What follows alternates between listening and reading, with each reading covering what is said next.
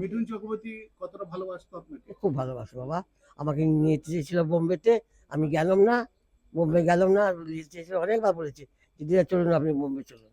ছোটবেলায় যখন মিঠুন চক্রবর্তী নকশাল করতেন তখন কি করতো? আর তখন কি করতে হবে? হ্যাঁ, মানে সবসময় থাকতো না বাড়িতে পুলিশ আসতো? না না, পুলিশ রাত্রেবেলা আসতো। পুলিশ রাত্রেবেলা আসতো? রাত্রে সার্চ করতো, শুধু আমাদের বাড়ি নয়, অনেক বাড়িতেই সার্চ করতো। তখন মিঠুন কি করতো?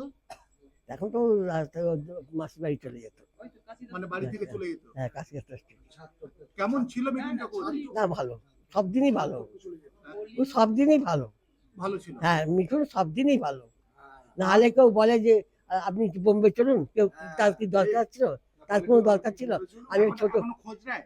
হ্যাঁ, খইলায়, তার লোক আসে, তার টাকা দেয় আমাকে, 1000 টাকা করে দিয়ে যায়। প্রতি মাসে? হ্যাঁ, প্রতি মাসেই। ও তপন বাবু তো জানেন। ঠিক। হ্যাঁ।